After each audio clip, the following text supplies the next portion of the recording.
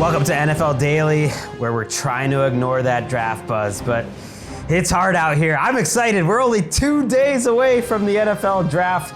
I'm here in my garage in front of a painting of my dead turtle. Rest in peace.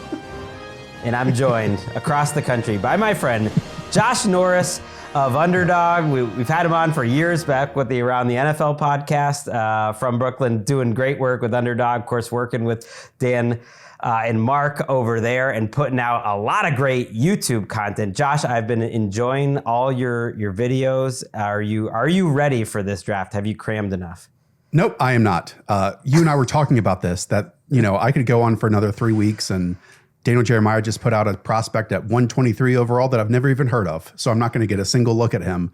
But here I am sitting in my draft dungeon, and I'm the opposite of you. Give me all the buzz. Give me all the DMs. Yeah. Give me all the rumors that you want. My messages are open. I want it all, fans. Okay, you can do that. And you could have actionable things that you take away from it with your mock drafts, which you famously had the best one in the country a few years ago. Just ever, not just the country, ever. With gambling, Underdog and whatever you want to do, whatever's going on. I'm not allowed to do all that. That all makes sense. But what I would caution is I feel like you need to be someone like Josh, or, to pat myself on the back, someone like myself who has all day to be going through this and sifting through kind of the connections and what's a coincidence, what you can and can't trust, what are some things that are collating, what you can just throw out. And it's like, who has time for that? For the most part, I think if you completely ignored what was going on from Monday, let's say morning, through about Wednesday night, you might be fine. You might be fine with that. You might be fine. Thursday, it starts coming in.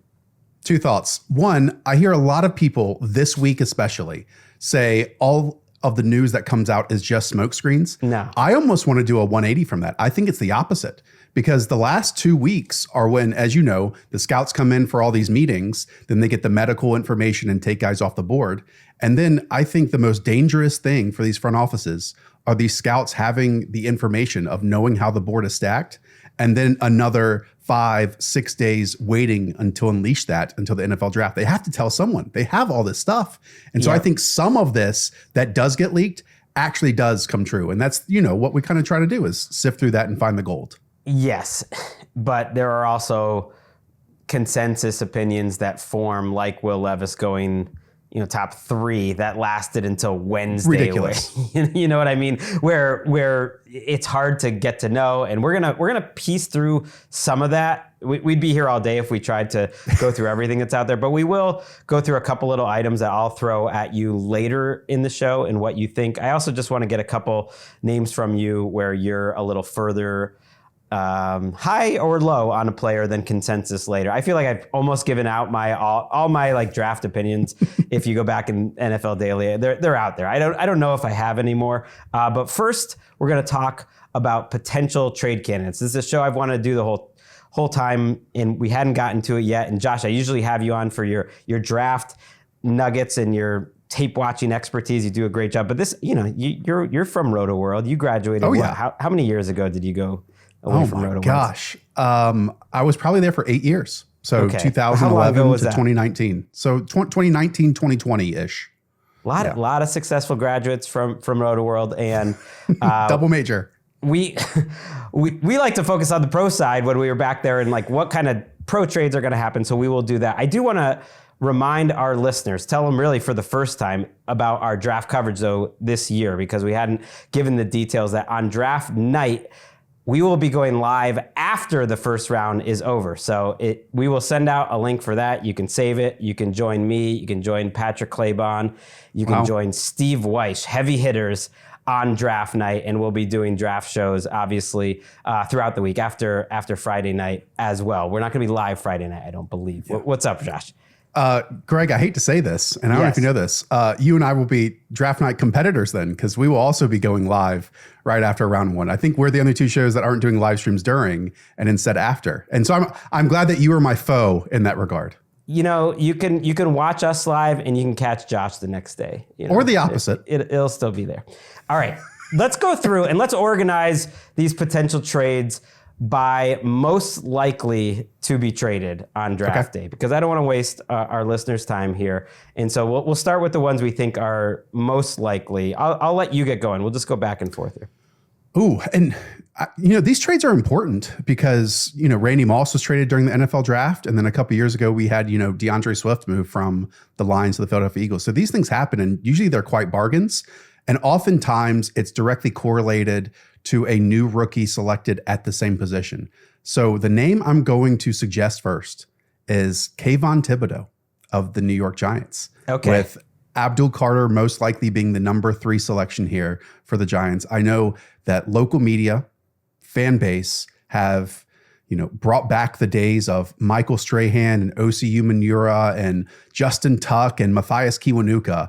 I think there's a big difference between those massive bodies that could play from a whole different alignments and a whole bunch of different positions than all the guys of the Brian Burns, Abdul Carter, Kayvon Thibodeaux body types, where they are best as true edge rushers. And so if you're going to move forward with 2 heavy investments of Burns and Abdul Carter, then one of these guys is going to get left out who is nearing the end of his rookie deal. So I think Kayvon Thibodeaux has a high likelihood of getting moved this weekend. Wow. Okay. So you went right off the bat with speculative. I'm going more with just guys that have said they wanted to be traded off the bat. But okay. I like that because I think it's smart. I do think the 5th-year option timing puts a certain sort of pressure on a certain sort of player this weekend. There's another one I'll bring up later where teams, and they haven't said what they're going to do with Kayvon Thibodeaux's 5th-year option, they have to make a decision on that by May 1st. So the timing on that is perfect for a team not only that would want to trade Thibodeaux like the Giants. Okay, now we have Carter. He doesn't make sense. But a team that would want to trade for him because I think they would have him under contract for 2 years. They would certainly pick up that 5th-year option, you would think, if they're going to trade for him. He's been a solid starter. Probably hasn't lived up to where they wanted him to be. He is a Joe Shane draft pick, so that makes it less likely to me that he'd be giving up on his own guy. But I could totally see that. And I think there's a handful of players like that where if a guy gets drafted, then they might trade the other guy at the position. But and you remember that team because they beat up on your Patriots of all those different pass rushers that they moved all around. And I'm seeing that with mentioned, the Abdul Carter selection at 3. I just think you don't have a Justin Tuck of that group that can play inside and pass rushing situations. So you have to make room for this guy to play 70, 80% of the snaps. And if Kayvon Thibodeaux is that guy, then isn't it best to maybe get, I don't know, a 4th-round pick, a 5th-round pick for him? Man, if that's all you're getting, I don't think they would trade him. Two years of control for Kayvon. Yeah, maybe like a late compensatory. Your best friend, Kayvon. Or yes, Kayvon back in the day. Great multi-time guest of the Around the NFL podcast. Although I was not there for the second one. But I could see that happening. I also worry with the Giants. Are they thinking at all about the future when Joe Shane and Brian Dable? Good point. Are there? I'll go most likely. I'm just going Jalen Ramsey. I just think when he made that trade request and they said it was mutual, and listening to Chris Grier, a beleaguered Chris Grier, by the way, the GM of the Dolphins, never has a guy given off more I'm probably not long for this job vibes than Chris Grier at his pre-draft press conference. I've thrown it out there a couple times this offseason that if there was one GM that gets the post-draft firing, Chris Grier would be my pick for that. And it seems like they're on the same page here. Jalen Ramsey wants out. I'm not sure if the Dolphins were totally thrilled with him either. And so I think he's almost definitely gone. And I think the Raiders and the Falcons, who have been reported to be 2 teams that are interested, make all the sense in the world to me. One of the 2. And that he had spoken, Jordan Rodriguez of The Athletic in our show, and Heed the Call, has mentioned that he's talked to Raheem Morris about possibly moving to safety in the past. So that makes a lot of sense to me. But the Raiders could get in some of these players. You and I even exchanged texts on, these draft press conferences, both pre and post. I think it's from our Roto-World days that we actually enjoy those because to me, you can take a lot from them, not just of what they say, but who is saying it and the body language of the person next to them at the desk. I'm right there with you with Chris Grier. It's a really weird Dolphin situation here at the moment. And it's terrible. Terrible is another word for that. And I don't know if the root of that from just a player standpoint is and tell me if I'm off base and you disagree, is that they know if their quarterback takes one terrible hit, then their season is basically over. And on top of that, this team has not invested a lot in the offensive line over the last 2 years. So are those hits more likely? And if that's the case, then once again, the season just is kind of pointless beyond that. But then it seems like a whole bunch of characters and maybe not enough leaders. And when Chris Grier was asked about that, he did not have a great answer. And he evoked Tyreek Hill's name, the guy who literally quit on his team at the end of last year. Right, and who might not be on the team this year. Right. Yeah, they asked him, and I forget who he threw out quickly as his one name for a leader, and then he was just struggling to come up with other names. He did not throw out Tua, and I'm with you. It seems like just a collection of guys that have been brought together, and sometimes it works. Their free agency class last year was really good, but it's just like each and great year defensive coaching. I think they're just like adding guys, and they don't necessarily fit. No one seems particularly happy there. It seems like they are less than the sum of their parts. All right, give me another one, another trade candidate. I'll go with another name that's being rumored to move that has yet to move, and that's Dallas Goedert of the Philadelphia Eagles.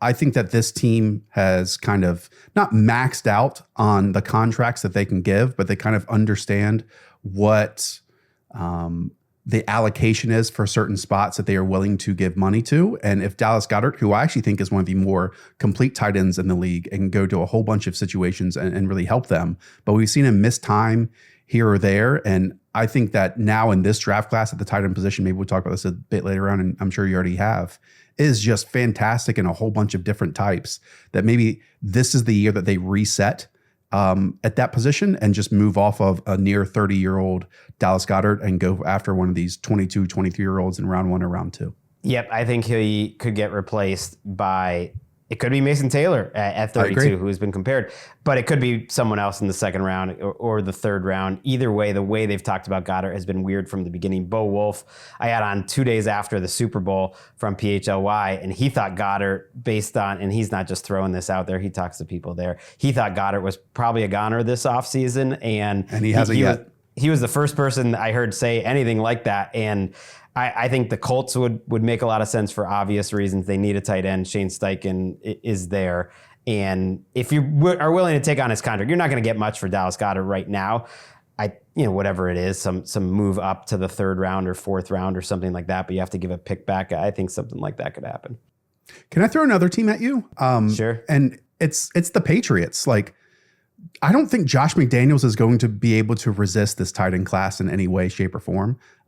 You've heard me tell this story before. When I was with the then St. Louis Rams in their 2011 draft room, he literally walked in the door in round two, and Bill Devaney, who was a GM at the time, said, "We're taking Lance Kendricks," because he wanted Josh McDaniels, his, I think, lone season as the offensive coordinator that year, wanted to turn Lance Kendricks and Michael Ho-Ho Manawanui into his new version of Aaron Hernandez and Rob Gronkowski. And we've seen him at basically every single stop invest in the tight end spot. And now they really haven't this offseason. Like, I still think Hunter Henry has game left in him, and Austin Hooper is the veteran that they re-signed. But I think at the very least, we get one tight end investment coming up this week for the New England Patriots. Yeah, I agree. It just seems more likely that it would be a young draft guy pick. But you're right. It could be. It'd be a draft pick to bring in with Henry. They did re-sign Austin Hooper. Not that Austin Hooper or Hunter Henry, I think, is going to change their draft Didn't plans, they double dip a couple years ago, too? It was like Dalton Keene and whoever the UCLA tight end was as well, like round three. You know what I'm talking about? The Belichick last draft classes, like the last three they all blur together. They were rough and they did not work out. But you're right, they double dipped and didn't get anything out of it. But a lot of cursed images and names you just brought up there. Billy Devaney, St. Louis Rams, Josh McDaniels with the St. Louis Rams. Yes. Not great. That was the Austin Pettis and Greg Salas draft as well. There's a whole bunch of stories I'll go into another time. Man. So I only had 4 players that I wrote down that I thought were more likely than not to be traded, like more than 50%. Goedert was one of them. He was the 4th on my list. Jaire Alexander, we just have kind of forgotten about him. Rob Demovsky of ESPN was on a show this morning and said that 99.5% certainty he had that Jaire Alexander is not going to be on this team, that they have no interest in having him, that it's gotten dragged out way longer than anyone expected, but that he's not going to be on this team. So it's just, I don't have any logical landing spots for him, but he's in a boomer bust type of pickup for some team out there that I think they could get at least a pick swap, but the contract complicates thing, like a very late pick swap at worst. And if not, it sounds like he's just going to get cut after the draft is over. So Jaire Alexander is another one. I mean, the Jaire Alexander story arc has been fascinating. I mean, a couple of years ago, he was kind of mentioned, I'm not going to say to the same degree that Patrick Surtain was this past year, but he was up there as one of the best young corners in the league. And it's just like fallen completely flat. Been some really odd on-field stuff where he like stepped up as a team captain when he wasn't directed to be a team captain.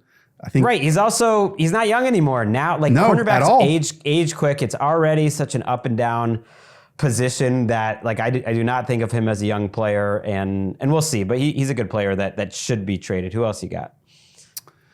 I mean, mine might be a bit further down the line than yours because I had another replaceable player, and that's Travis Etienne of the Jacksonville Jaguars. I'm glad. Because I don't even know if this has to be an Ashton Jeanty selection at number 5 overall for Jacksonville to make this work, but whoever lands with Liam Cohen in that running game is going to produce yards and touchdowns and be high up there in terms of fantasy upside. And I just think at this point, Travis Etienne is just a volume sponge and kind of a plotter. And that's about it. He was billed as this, big play artist coming out of Clemson with Trevor Lawrence. I think injuries have kind of taken that away. That was apparent to me in the first game of last year when Tank Bigsby just looked far more explosive, and Tank Bigsby's a very incomplete player, definitely. But I just think that Liam Cohen, as soon as he turned on the tape, is like, okay, we can use some of what Tank Bigsby has here, but if anyone offers us anything for Travis Etienne, we know we're going to replace him as the 1A in this backfield, and so we'll try to recoup whatever assets we can there. Okay, let's have our Jeanty conversation now, because I think that wherever Jeanty goes could make a candidate to be traded wherever he goes. I haven't totally mentally crossed out the Patriots just taking him at 4 and then Ramondre's available. The Jaguars at 5. I just did the 40s and free agents with Daniel Jeremiah on Monday, and Jeanty to the Jags seems to be something that more people it's the buzz. inside the league think is possible. And if they're thinking about Jeanty there, Etienne, they'll probably be thinking about a running back in the second round too if they don't end up with Jeanty and Etienne could leave. You also heard some hey, Breece Hall is not necessarily the Jets' new staff's cup of tea, or that just they're going to look for their own guys. And so if Jeanty falls to 7 and goes to the Jets, Breece Hall could be another guy. And then around all this is the Jeanty Raiders combination, which has been so talked about for a month among smart people that this was the week where I started to think wait, why has this been talked about for so long? This is where we start doubling back on the things we think we know about the draft. And we're actually going to listen to John Spytek. It's the only sound for today here, Josh. We're going to listen to Spytek at his pre-draft press conference right now. I don't try to devalue any certain position. I mean, there's times in games where there's nobody you'd rather have than the best kicker in the league too, right? I mean, in that moment. So there's certain ways to build a team, and I don't know where we got to a place where we don't feel like running backs are valued. I come from the University of Michigan to my core, and those guys were certainly really valued there. So it's hard for me to get away from that. Josh, what do you think? This was worthy of second in the stack on ESPN.com over the weekend. The news was so light. The most telling phrase from that presser with Pete Carroll actually came from Pete Carroll, in my opinion, because when asked about Ashton Jeanty, Pete leaned over to Spytek and said, hey, be careful with this one. Pete Carroll freaking loves the draft game, okay? And him saying that, and maybe this is tinfoil hat theory, makes me think it's even less likely they take Ashton Jeanty. Pete Carroll is the type that in previous years with the Seattle Seahawks would tweet hints of what kinds of picks the Seattle Seahawks were going to make. Right. And so Pete wouldn't just lean over and say, oh, we're interested in this guy. So this was a misdirection that people took as, oh, we're actually interested in him. So I think I would go the opposite way. I would be shocked if the Raiders select Ashton Jeanty at number 6 overall at this point. I know we've all been on this Jeanty to the Raiders thing for so long now that it makes me wonder, is this telegraphed? And so why would that be? Tom Pelissero was on NFL Network on Monday morning saying that Jeanty could potentially be a trade up candidate. And so are the Jaguars letting this be known behind the scenes that they're into Jeanty because they don't want teams trading up for Jeanty with the Raiders? Are the Raiders just doing this the whole time? Who really would trade up for a running back? Have we gotten that far that running backs are back? Like, if that's the case, hell, trade up with the Patriots. I don't know. The Bears were mentioned and have been buzzed about as a potential team that could trade up to take Ashton Jeanty. The Saints are another team, weirdly, even though they just gave Alvin Kamara a ton of money. They're the Saints, and they're just bizarre. Another team that could be in on Ashton Jeanty. I don't know if I'm all the way there that a team is going to trade up for a running back. I don't see it, even him. Well, but maybe that's why the Raiders are putting this out there. I don't know. You follow the Saints closely. Think about all those years when Sean Payton was there, when he finds a target in round 1, whether it be, Marcus Davenport. I know these are different pillar positions. He'll move up for him. He did it in his first draft when they barely had any picks to go get Marvin Mims, I believe, at the end of round 2. Is it a ridiculous thing to suggest that the Broncos could move up from 20 to 8 or 20 to 6 or 20 to 7 or any of those spots? And maybe the price wouldn't be as much. You're not trading up for a quarterback. The class isn't quite as good. So the Broncos have been mentioned by Adam Schefter as a potential trade up candidate, just about the only one. But okay, that's our Jeanty fallout. Quickly, a couple other names that could be traded. The one that I think is fairly likely is George Pickens. And it hasn't gotten a ton of pop, but since my podcast co-host Jeremiah threw that out there, I've just been thinking, this does seem like a 2-part move. I don't know who takes on George Pickens. It's definitely a buyer beware, considering what happened with him. It's his last year of his contract. You're not going to get much for him, but the teams that are needy of a wide receiver, the Patriots certainly come to mind.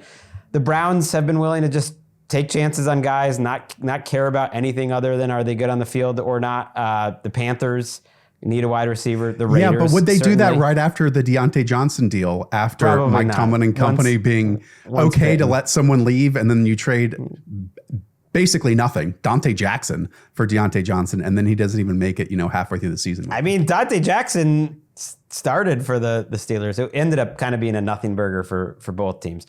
The Raiders certainly need a wide receiver. Maybe they would take a chance on him, but he's in the last year of his contract. That's one. I can definitely see George Pickens in silver and black. Can't you? That's almost predestined at this point.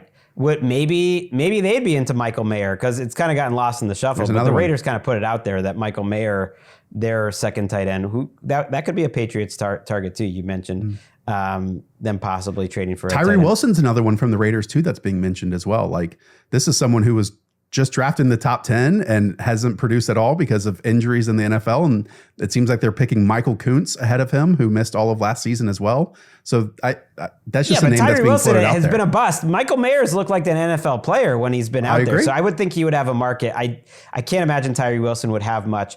But yeah, that's fresh in my mind because my son Walker was watching old drafts on the Roku channel over the weekend. He's got the sickness. He really does. And we did an exercise, or he does it, but he checks with me afterwards if I agree. Hit, miss, or meh for every pick. And he doesn't really know the defensive or offensive lineman ones. And he's like, Tyree Wilson, that's a miss. Yeah, I'm like, yeah, that's a miss. Yeah. I was listening to the coverage and everything they said after. I know that's only 2 years out, but that's been a big Hayden and I always have this conversation specifically around Jeanty, and I don't want to bring it up here, but he's like, well, Jalen Carter's going to get a much more massive deal than Bijan Robinson got. And I was like, well, then the pick just ahead of Bijan Robinson was Tyree Wilson. So it's not like you can just take these pillar positions and they absolutely work. I understand the contract values and the positional value and all that type of stuff, but those guys miss at the exact same time. So I think this type of draft too, it might be a little bit different on top of it. Right. And maybe a better comp, because I kind of had forgotten that he went 6th in that draft, was Paris Johnson. And so then that's one where it's like, okay, I think we hit like I said, that's close to a hit, I think. Oh, I think Paris Johnson's awesome. Yeah, so you take a tackle at 6 instead of Bijan Robinson, whereas I think you could reasonably debate like which way to go, but like Bijan was a better prospect, certainly overall, but I think the Cardinals are probably pretty happy. Are we going to get spicy? I've got Go. The one name that keeps getting floated out there by multiple people is Jameson Williams. Yeah. With the Detroit he was the Lions. other 5th-year option guy I was mentioning or thinking about earlier. Albert Breer brought this up this morning. I know others have in recent weeks as well. I'm not sure if it's a Jameson Williams, give him extra money and extra contracts, and we're not sure how that's going to pan out, or that we already have our assets allocated to a whole bunch of situations, or is it Ben Johnson maximized on what the talent that is Jameson Williams, where he almost took over what Sam Laporta was doing in the previous year. I know that they are very different body types, but people just think of Jameson Williams as these vertical 9 route stuff, and he definitely has those highlights. But a lot of the production also came on these crossing routes, like these short routes that these were runway stuff, get him up to speed, and then he just vrooms around linebackers and secondary people with his 4.3 whatever speed. And so that was a pivotal part for them last year. But we also know what has gone on kind of the past 2 years, where it alerts me a little bit when someone like this who was that impactful his best year, and he's already being mentioned as well, I think it's a sell high, and I think it's the Lions getting out in front potentially, and I don't think this would get out there unless they were open to it, of the assets being allocated, as you mentioned, and trading him high.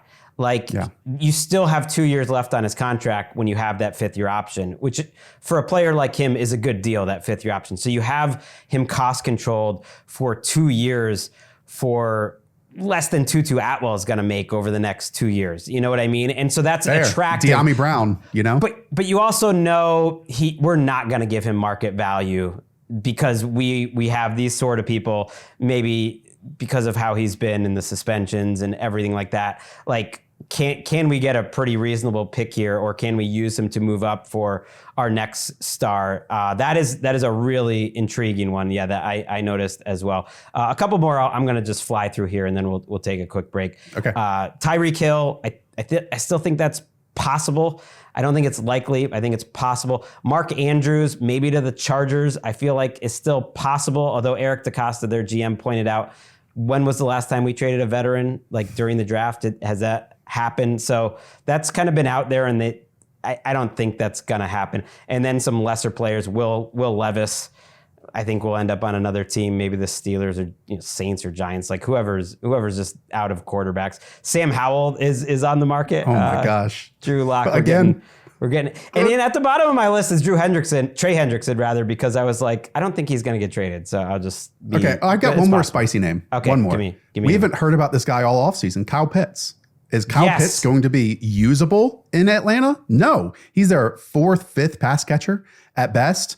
Now, Kyle Pitts has not been asked to run like the gimme real tight end routes. And now he's basically replaced as, does he do the tight end stuff on an NFL field? But if they are going to get anything for Kyle Pitts, I feel like it is this offseason and this NFL draft, if there's someone and a team that is still like attached to the draft grade that they gave him. Teams love their draft grades, and yes. and that's part of all of these values. It's why Will Levis will be somewhere, because they get attached to those draft grades. And Kyle Pitts doesn't have the best NFL tape. It's not the worst NFL tape. That's not a crazy one either. I do have some real long shots. Actually, let's hit them after the break. We'll be right back with Josh Norris. We're going to get the players he's furthest from consensus. We're going to get some more long shot possible trades, and then a little bit of draft buzz, and we will send you on your way. It is draft week.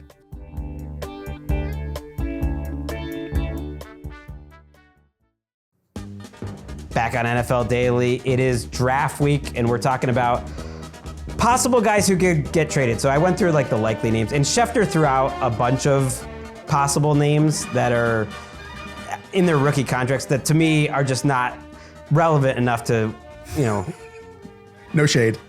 Yeah, just to have like long discussions about, but Evan Neal and Jalen Hyatt of the Giants, Treylon Burks, you mentioned Tyree Wilson, Kayvon Thibodeaux. I'm like, you're going to get something for Booty, who's actually, an NFL player. Odafe Owe actually was an interesting guy that he threw out there as guys on their rookie contract. He's been okay. So him throwing those names out there is not nothing. But if I'm going to throw out some other long shots, A.J. Brown has been dismissed by Schefter, by other people. So stop thinking it's going to happen. Patriots fans, for some reason, thinks A.J. Brown was somehow going to go to them. It's never going to happen. Jeffrey Simmons is one that's been thrown out. Oh, yeah. I feel like that's more of a long shot. But the thing is, I don't think you're going to get enough for Jeffrey Simmons. And this is true for most of these veteran types of guys, where if they're on the team at this point in the offseason, they're probably going to stay there. And so I would include Jacoby Myers, James Cook, really any of the Browns starting cornerbacks. They've got 3 of them. And like if Martin Emerson or Denzel Ward or Gregg Rosenthal get you excited, like I don't think they'll get traded, but they're possible. And then Devin Lloyd, if they're not picking up his 5th-year option, I think he would have some value out there. Our guy, Ali Connolly, thought he played like an all-pro last year, that he really took a huge 3rd-year leap that not a lot of the media has noticed, I think, except for in Jacksonville. So maybe he'd be another guy. But those are some just surprise long shots. All right, let's talk about your players, Josh, that you think you're further from consensus than any other. So you do a great job, and I really recommend everyone check out Josh Norris and Hayden's YouTube page, which has like 135,000 followers. So shout out to you there. We're only going to have like 46 prospect profiles, but we have about 8 to 15 minutes on, the positives, the concerns, the underlying metrics, and then some player comparisons for all these guys on quarterbacks, wide receivers, tight ends, running backs, all that stuff. It's the right balance between diving deep, but not too deep. You know what I mean? It's like, it's perfect. It's not just 2 minutes on the guy. You want more. You want to really learn something, but you do it in a really concise, entertaining way. I appreciate it. So you focus on the skill position guys, so I know it'll come from those guys. Who of those guys are you furthest from consensus? I'm going to lead off with TreVeyon Henderson out of Ohio State, who I have as my running back 2 in this class. And I know a lot of people are expecting that to be Amari and Hampton. It might be. He might even go round 1. He might go top 10, I think. I think TreVeyon Henderson might go top 10. I don't think it's that crazy that he would go to the Bears. Yes. Well, I have a heavy investment on Amari and Hampton over 19.5, so we can all be rooting for that. TreVeyon Henderson, though, I think the Broncos at number 20, when you think of where the draft will be when they're able to pick again at number 51, there's like a Grand Canyon of picks, and then there's no one that, to me, can do what TreVeyon Henderson does after he goes off the board. And from that, I mean, I guarantee you every single play caller or offensive coordinator that watched him left saying, I would want that guy on my team, because he changes the fabric of an offense. He's an explosive player who is also arguably the best pass protecting running back in this class. And you can find guys who are one of either of those sides, but rarely does it become that he's like a blend of the two. So he was a lead workhorse for a while at Ohio State. Then they tried to do the Detroit Lions running back room with he and Quinshon Judkins this year, and he dropped about 5 or 6 touches per game.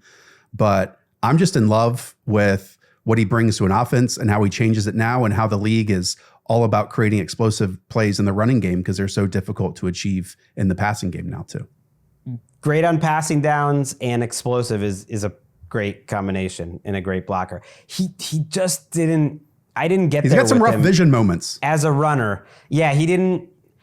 I don't feel like I'm that far from consensus on a lot of these guys, and I think it's probably because I'm negging this entire draft class, because I generally watch like the first round guys as much as I can, and then beyond that for the skill positions, because it's just more fun, and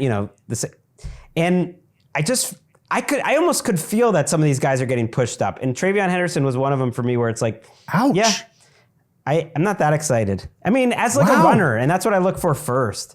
Like, to me, Amari and Hampton, I think, is a really great prospect, and would be getting even more love if Genty wasn't in this class. And I do love me some Hampton. I'm not trying to think who I'd be furthest from consensus at running back. I do like Dylan Sampson, although I think people like Dylan Sampson. They do? He has different flavors.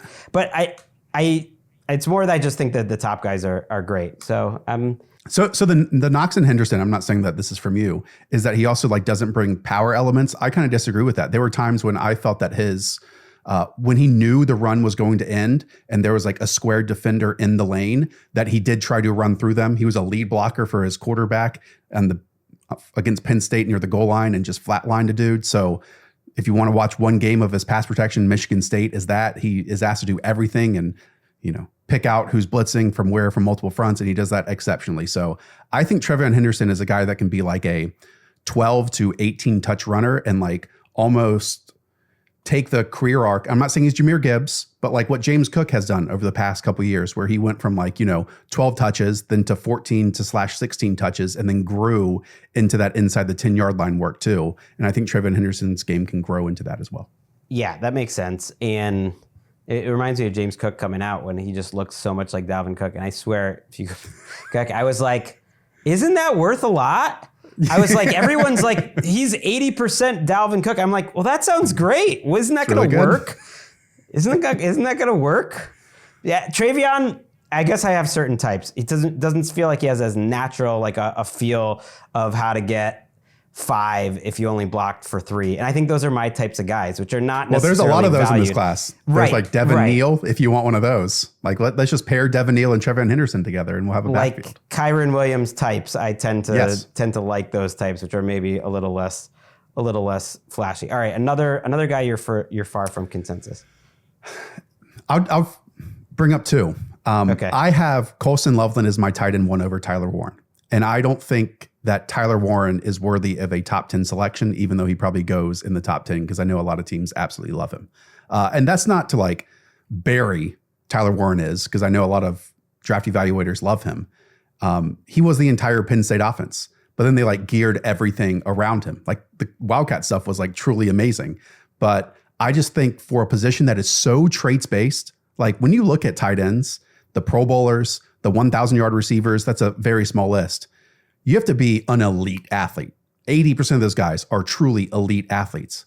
And we just like don't know that of either of these guys, right? But then there's GPS tracking. There's also just using your eyes. And I just think like Coltson Loveland is just so much more of an easy mover who offers like legit wide receiver stuff as your inline tight end and also does more than enough as a blocker onto it that I think he is the superior tight end prospect than Tyler Warren. I agree. And the arc, I've talked about being a little down on Warren. It's just you can see a player like him going really wrong, that it just doesn't work at all. And that's the thing that I've had in my mind too much in this draft process, that, all these guys that we talk about, like half aren't going to work for what the teams want. It's true. And yet it's hard to come up with, you want to talk them all up, but it's just the reality of it. And Warren is a little more scheme dependent. And yet if like he falls to 10 and Genty's off the board and the Bears take freaking Tyler Warren, like they're going to make that thing work. And like totally. He is a unique runner of the ball. Mentality. Like just being a bully and a hammer. Like I truly appreciate that from him. But I don't know if that's like tight end skills. Like, he plays like George Kittle in ways, but he's definitely not the athlete that George Kittle is, and like a difference maker in that regard, in my opinion. And a lot of these guys, it's very tough. It's the same thing with the wide receivers.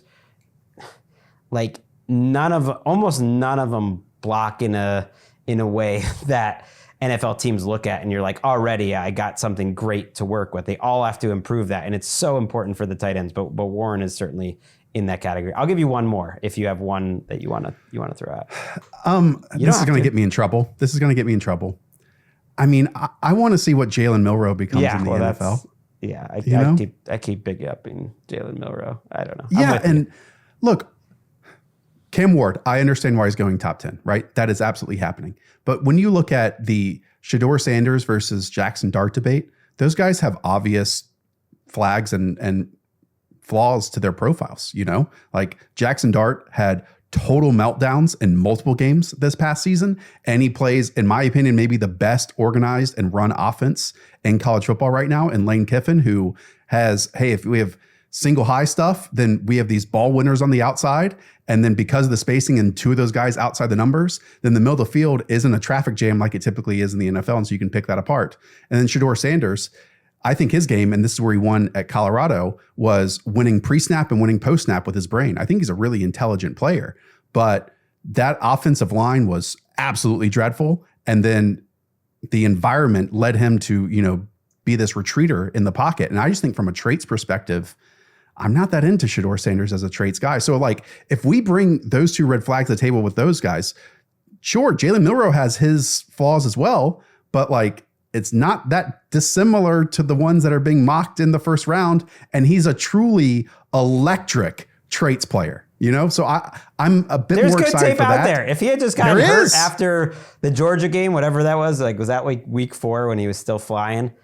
I think people would view him differently. And there's good tape the year before, and he's not perfect, but I'm with you. And I was higher, I think, than consensus when I see like Jeff Legwold of ESPN did a top 100 board, and Kim Ward was like 18th overall, and some people don't see him like that. He's just getting pushed up. I don't see that at all. I like him a lot more than I like Penix or McCarthy coming out. To me, he is a guy that fits in as a number 1 quarterback in a lot of classes. He's very similar to me, just in like level that I would have him to when Kyler goes first or Baker Mayfield goes first or Darnold. People love like. I think there's a lot to be excited about.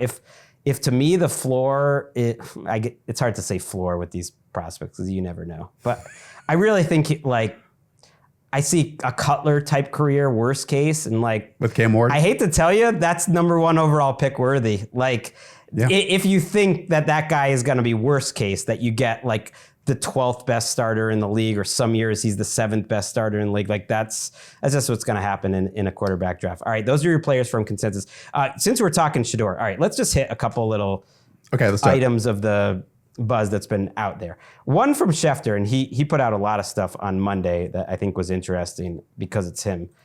First of all, he said the Giants and the Browns both tried to trade up to 1. The Giants even harder, and the Titans, weren't really listening, which is just interesting backstory. I think they saw Cam Ward like I did, like that he was clearly far in a way the number 1 guy. But then with Shedeur, the question is, do the Giants take him at 3? That's sort of where the draft starts. And Schefter's reporting indicates there's a divide in the Giants organization. And it sounds like the divide is essentially Brian Daboll's not into him, and the front office is like, hey, can you really look at Shedeur? And that it's already being put out there that no, Shedeur wants to go to a place where everyone's in on him, and they almost know Daboll's not in on him. And so I have a hard time imagining that he will be a New York Giant. And Schefter smartly pointed out, look, they spent a lot of time with J.J. McCarthy, and they spent a lot of time looking at a lot of the prospects last year that they didn't take either. So I think he slips past. And then he has information that the Saints aren't necessarily that high on Shedeur, that they're looking up to move up from the 2nd round maybe to take someone that they would like. They've already started calls on that, apparently. Right, that they've already made calls, and that would probably be for Dart, although our friend Adam West at Saints Block Party podcast said at one point that building was huge on Milroe, and so for the right price, maybe Milroe is an option there as well. And so that would lead you to believe Shedeur maybe not as likely to go 9. How do you pick apart all of this? Because I've thought that the Saints at 9 were his floor this whole time, and I might be wrong about that. Yeah, I don't want to be too harsh, but it kind of reminds me of that Will Levis draft where I got to it the night before, and then you just like start crossing out and saying, this doesn't make sense, this doesn't make sense. And I think I was the only mock draft in the country that didn't have Will Levis in the first round when at the end of it. And it kind of feels that way now. I do think and that's like the one you had the best one in the country, or no? No, that was a different one. I did terrible on that one. That was just the Will Levis draft for me. That's it. The 21 to Pittsburgh, I think Schefter, someone had mentioned that, they didn't expect to start the process, that Shedeur was a possibility, but then maybe it's grown in that direction as they've gone along. The window is just like so wide open here that it's just so difficult to pin one down. And it's to the point where I believe someone is going to have to make a move for him if it's not 21 to the Pittsburgh Steelers. Like they're the only ones that sitting in their slot make the most sense to draft him. And if not, someone will be moving up because as we have talked about at the top of round 2, you have Cleveland at 33, Giants at 34, and then even some teams that might be looking in the future, the Saints obviously at 40, and then heck, even like yeah, it gets really interesting once you get into the second round too. Saints aren't afraid to trade up. I think the Steelers would draft Shedeur if he fell to them, and I have a feeling they would just sit there and wait. And Schefter says strong consideration. That's really interesting. The other item from him that was interesting that was that Kirk Cousins was, on the trade block, even though the Falcons have said they're not, and that in initial talks about Kirk Cousins, they were asking teams to pay $20 million of his $37 million salary, not moving off of that, and that some teams would be willing to maybe pay 10, which no one's going to pay Kirk Cousins $20 million and a draft pick, I don't think. But he mentioned the Vikings as one of the teams that would pay the 10, which is just delicious. And by the way, was thrown out on the very first 40s and free agents back in February by Daniel Jeremiah, that he heard that could be something even before free agency happened. So he threw out the Giants actually as another potential team that would pay $10 million. I would be shocked if Kirk Cousins ends back up with the Minnesota Vikings, just from a how do I want to put this? A personality standpoint. Like those types of things you have to be in control of the room, and Kirk Cousins does not want to go back to an organization where he is going to be second fiddle to JJ McCarthy. And then at the same time, if they liked him that much, like there was a clear ending that we knew for a very long time was going to happen between him and the Minnesota Vikings the last time he hit free agency. Well, they tried to pay him, though. I mean, they tried to pay him way more than any other. Did they for real? Supposedly, they were trying to pay like 30-something million. I mean, now that deal looks good. They weren't trying to pay him as much. I'm very skeptical of that. Oh, I like that.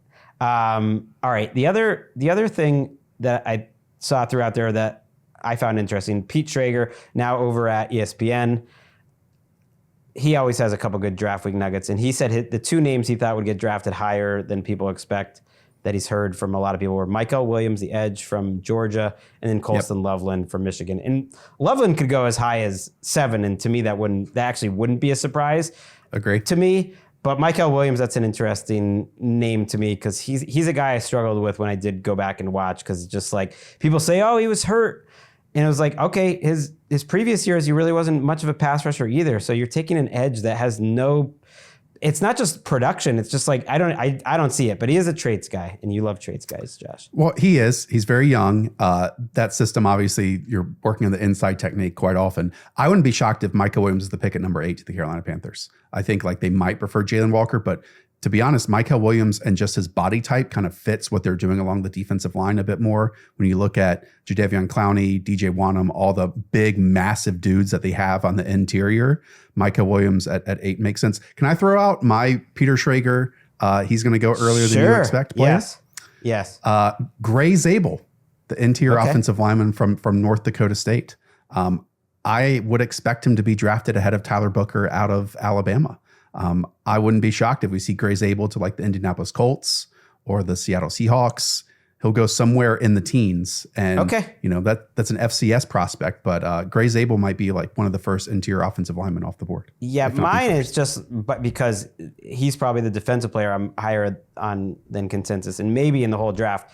In terms of just, I think he'll get taken higher than where his consensus board is Walter Nolan. And Breer throughout, Albert Breer of SI throughout that he's in strong consideration for the 49ers at 11. Just because when I watched him, I thought in this class, he seems the most likely to be like an Albert Hainsworth type of player. I don't know why I'm pairing him with another guy who like people question his motor. Maybe but just like, he could he could be the number 1 defensive player from this draft. So I just don't buy in this class where there's not a lot of premier talent. The good tape is so good that he just looks like one of those dudes. I don't buy when there's so few blue chips that all these teams are going to let him pass because he turned it on and off. And there's some question about how much he loves football. It's like those guys get taken high all the time if they've got great tape, and his great tape is great. It's probably greater than just about anyone else that plays defense other than Travis Hunter in this class. So that one stuck out to me.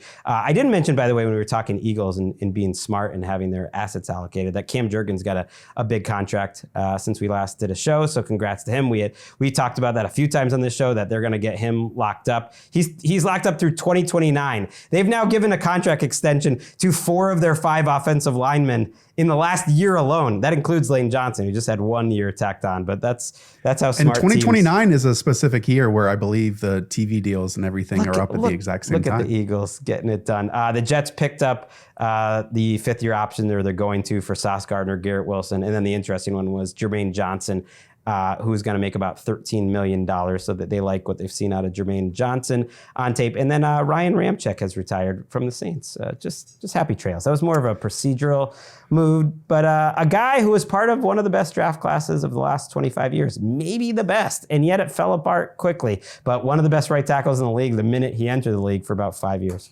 Yeah, it's not because of Ryan Ramczyk, but Saints, and it might not be quiet to you, but I think to the nation, a quiet offensive tackle team, even after taking one last year, I believe. Yeah, I think if one of the bigger picture questions to me is how high the tackles go and in what order. I don't personally believe that Will Campbell is going to go ahead of Membu, because I just don't think it makes sense that a guy that looks as talented as Membu, I hope that's the Patriots pick at 4. If they stick and pick. And then I think the gap between Campbell, if there even is one, and the next tackles, like if it's Kelvin Banks or Josh Simmons or whoever it's going to be, like I just feel some of these tackles are going to get pushed up. So how high? No, I agree. In a class that we've kind of been talking about where you're not exactly sure what you're getting, offensive line and defensive line will probably go very early. I would expect Kelvin Banks to be a top 10 selection. Oh, man. And he's got some bad tape out there, but that's the thing with the tackle position in this class, especially. There's like 5 guys people like, and then there's a pretty big drop. So that's just going to push everyone. That's why Josh Simmons from Ohio State, who's maybe the biggest boomer bust prospect in the class because of motor, because of injury. To me, if you told me he went in the top 10 ahead of Will Campbell, like, we're going to be surprised. Josh Norris will be covering it all. And he'll be doing it at the same time as we go live. You know what? Split screen. If you like this show enough to make it to the end, just put them both up. You can put Josh on mute, but give him the view. He won't know the difference. Listen to us, and it'll be fun. Draft night. Yeah, I might put myself on mute after that. We'll see. Yes, only one more show to go until then, right? Is that right? Yes, we're going to be back on Wednesday. Thank you, Josh. Hit the music. We got Jordan Rodriguez. We're going to do a mock draft. We're going to do a combined. We're going to collect our 2 thoughts, and we're going to do a mock draft together. So that will be up on Wednesday, and then, yes, we'll be live for the draft. And you know what? Voluntary mini camp started on Monday. The Jags, the Bears, the Raiders, they're on the field. That means football. It's back.